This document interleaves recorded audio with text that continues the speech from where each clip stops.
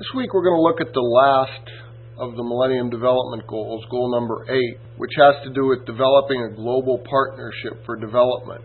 This really relates to the relationship between developing countries and transitional countries like Moldova and developed countries, countries that by opening markets, by providing aid, can help these other countries move forward. As you read through the UN's progress toward the Millennium Development Goals on Goal 8, you'll see how important this is, but also how complicated it is.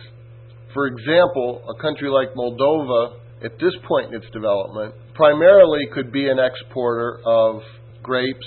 It exports its wine, but agriculture is really its forte. It does not have a lot of manufacturing plants at this point that are left.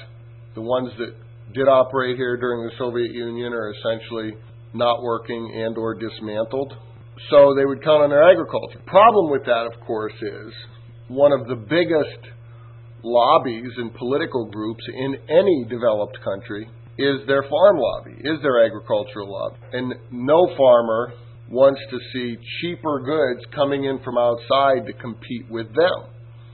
So even if you look at the low-cost labor in Moldova versus the cost of running a farm and labor in France, you would think that it would be easy for Moldova to sell things to France. However, politically what happens is people in countries put tariffs, put taxes on goods coming in so that it's hard for a country to compete, even if in a pure market economy it would be easy for them to do so. So you'll see some of that as you look through this progress report. And in fact, you'll see even more of it when you read Chapter 1 of this UN Task Force report on trade for development. If you're interested in the subject, you could certainly read the whole thing, but I'd just like you to read Chapter 1, which is the introduction. And just to give you an idea of why trade between developed and transitional or undeveloped countries is important, there's a paragraph on page 13 that says, in addition, trade contributes to productivity growth in at least two ways. It serves as a conduit for the transfer of foreign technologies, knowledge, and know-how that enhance productivity, and it increases competition in a way that stimulates industries to become more efficient and improve productivity. And I think that these things obviously are important to countries like Moldova.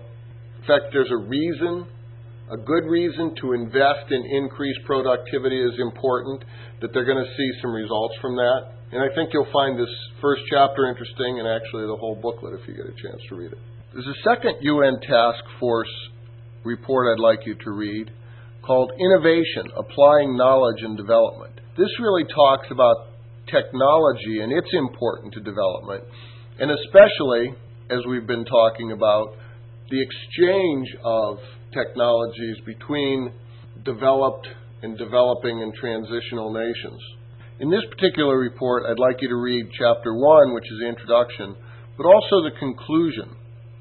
And I want to read just 2 paragraphs out of the conclusion that I hope will make you want to read the rest of it yourself.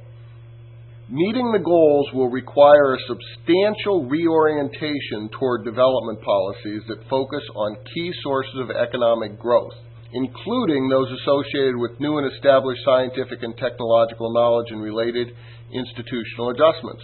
To promote the use of science, technology, and innovation for development, countries need to adopt strategies for technological learning at the local, national, regional, and international levels. These strategies will involve continuous interactions between government, industry, academia, and civil society. It goes on to say, the focus on learning has far-reaching implications for international relations and demands the creation of partnerships that foster openness and the exchange of ideas.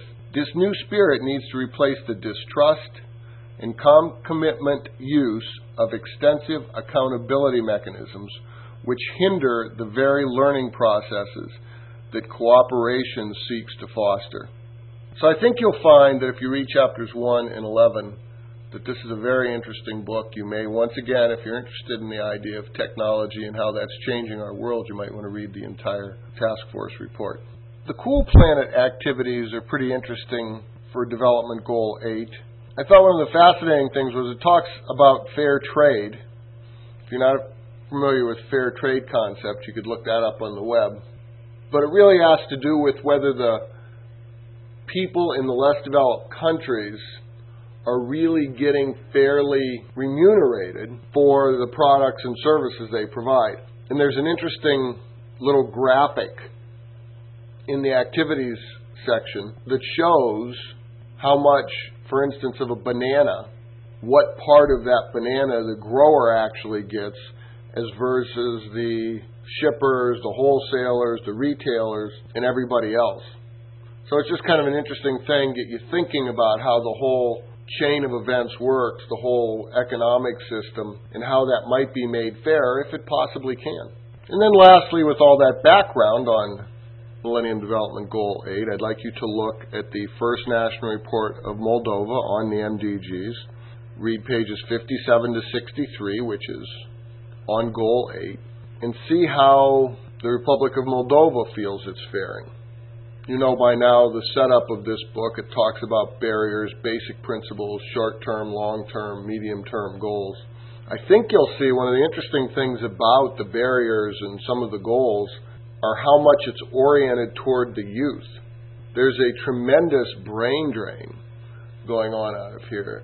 Young people with educations that can find a way to leave to go to Western Europe or to go to the United States, they are. And so there's a huge gap in ages between young people that are still in elementary through secondary school up to like 16, 17, 18 years old, and then to the grandparents' generation, the generation as they get out of university or even before if they can, to go to university somewhere else, leave, find work, send money back, which is good for the economy. We've talked about that before. But physically, they're not here. And so they're not buying the sort of things here that they would be buying. It's not helping develop a consumer economy here in Moldova.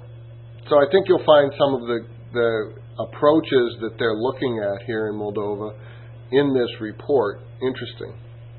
And once you've done this, I hope you'll go to the forums and discuss some of these issues with us. Tell us what you think.